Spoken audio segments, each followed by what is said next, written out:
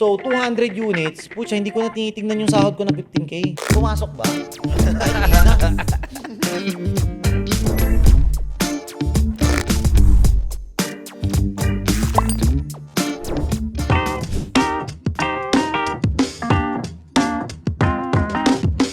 Okay, game. So, nung nag-research na ako about doon, sabi ko, this could be a great alternative for those people who cannot afford or dun sa mga hindi baliw. Sabi ko, baliw yung mga bumibili na Rolex eh. So, ayun. Bumili ako once. Galing pang Germany. Dumating after 7 days. Apurcha, pwede palang bumili.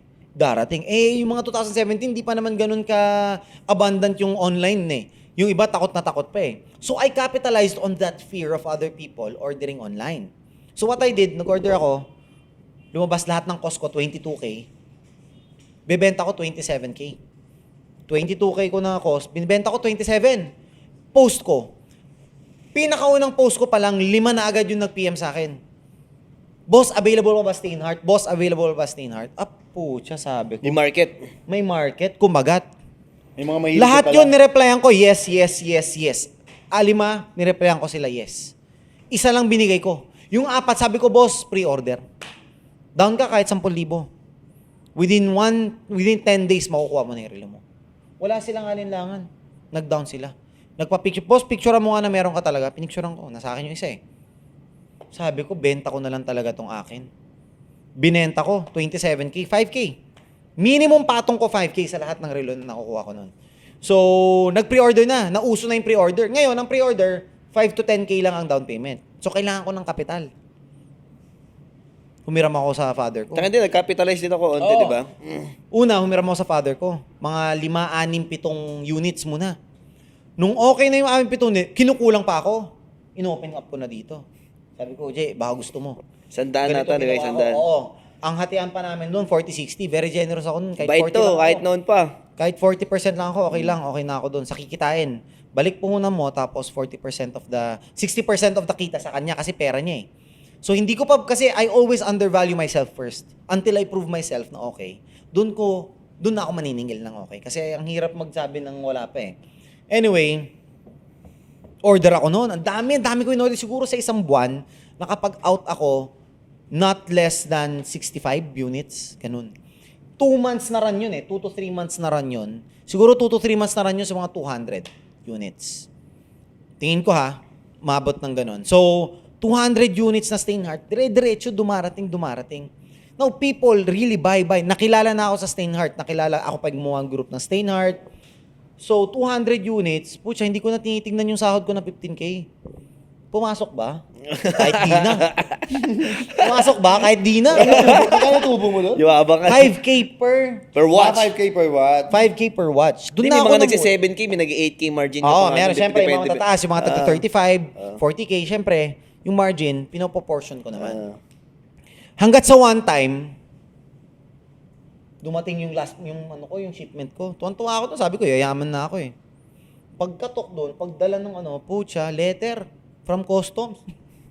Sinisingil na ako ng tax sa lahat ng mga pinadala ko dati.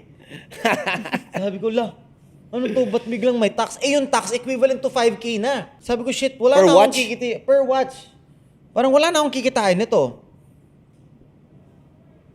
Ayoko na, sabi ko. Ang ginawa ko, nag-email ako sa Steinhardt, Germany.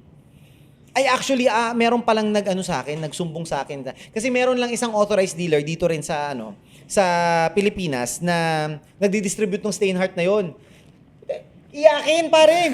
Kasi hindi niya ma-market. Ang tagal nang nasa kanya yung Steinhardt. Ang tagal nang nasa kanya yung Steinhardt na brand. Siya yung authorized dealer dito sa Greenbelt niya nun eh. Oo. Tatay niya. Bilhan na speaker. Ilan na speaker. Ata yun. Sa Greenbelt. Sarado na sila ngayon eh. Greenbelt 5. Ngayon, hindi niya ma-market, hindi niya minarket. Ang dami nagtatanong sa akin, saan ba nabibili? Hindi kasi namin alam. Sabi ko, merong authorized dealer dito, pero bakit hindi siya marunong mag-market? Ba't di niya minamarket? Bakit sumikat pa yung Steinhardt sa akin na sumasideline lang? Eh siya, may shop siya. Nasa kanya na yung relo. So doon talaga nakita ko yung game of marketing. Iba talaga. It comes May skill talaga when it comes to marketing. Eh.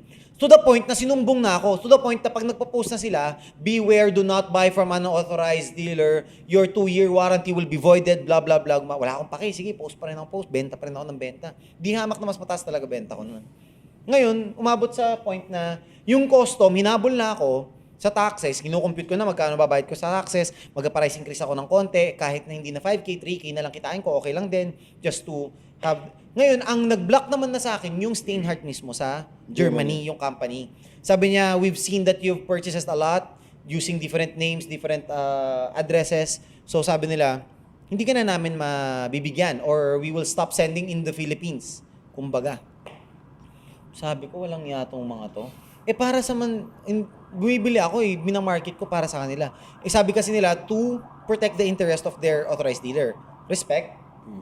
'Di ba? Pero, hindi marunong yung authorized dealer mo eh. So, I really sent a formal request sabi ko, pwedeng ako maging authorized dealer nyo. Nag-send ako, ni-reject nila. Nag-send ulit ako after... Para kasi Jack Ma, nag-apply sa KFC di tinanggap. Wala. Diba? Uy, wait lang, meron pa akong hindi ako tinanggap na pero baka issue kasi. Hindi, pwede yan. Parang sikat ka na eh. Philippine Airlines yung gago yun na eh. Baka mabas si Philippine Airlines eh. Pero hindi, understood naman kay Philippine but hindi nila ako tinanggap. Mamaya ako kwento ko na lang yun. Anyway, kinut off na nila ako. Doon na siguro nag-start yung cut off. Nung nagka-cut off na ako noon, that's the time when medyo nakaipon na ako. Tapos sinabi ko sa father ko na I want to start a business. Doon na ako Coffee shop. venture sa ibang businesses. Hindi ko na tinuloy yung journey ko sa watches noon. So, and then until 2021, bumalik ulit kami. Parang 2020 actually, nahilig ulit kami. 2021, bumili tayo Rolex. bumili kami ng Rolex namin. Personal namin yon. And then after that, binenta na namin, and then nag-start ulit kami sa e-commerce, and then bumili ulit siya, tapos nainganyo ulit ako. May isa akong gustong ibenta kasi kailangan ko ng puhunan dun sa business ko sa online e-commerce, pero binenta ko na lang ulit. Nangyari trade. Nung tinrade, parang tumaas yung value, tapos tinrade ko ulit, tumaas ulit yung value. Hanggat sa dun nag-drift on. So parang pandemic until now, dun na bumalik ng paunti-unti. Pero I started small pa rin, Seiko's, Omega. Pero bakit Rolex talaga yung bakit hindi G-Shock, di ba? Okay. So, syempre, mas masarap ang kitaan sa Rolex. That's one. Syempre, mataas eh. So, actually, ang tingin ko dito, ang hindrance lang naman, not hindrance, challenge lang naman dito is of course yung capital, that's one. And yung know-how, yung knowledge. Kasi, kahit kami, naisahan na kami dati eh. Fake components, fake kung ano-ano, mali yung nakuha namin, nakaw yung nakuha namin. So, ang dami ng experience na to eh. So, talagang kung wala kang pang-backup na tao and network, madadapa ka dito sa game na to. Kasi, makalabang ka lang, ikaw ba naman, makabenta ka ng 1 million sa isang mayaman na very powerful, tapos malaman niya, kahit in good faith mong binenta yun, malaman niya may fake doon or may sirang component o may pinalitan pala doon. Siyempre, magagalit yun sa'yo. So that's something that's one of the risks dito sa business na to. So, siyempre, aral-aral muna talaga. Aral-araw and trust the process talaga. Nag-start kami sa G-Shock, Seiko's, mostly Seiko talaga, ang daming Seiko. And then Tudor, Omega, paunti-unti. Tapos Cartier, tapos Rolex, hanggat sa nag-stick na ako sa Rolex. Because Rolex is the least volatile sa kanila. And, alam mo na, yung value is mas pataas. The only kasi watch right now na aside from yung Patek and AP na mas mataas sa SRP is Rolex.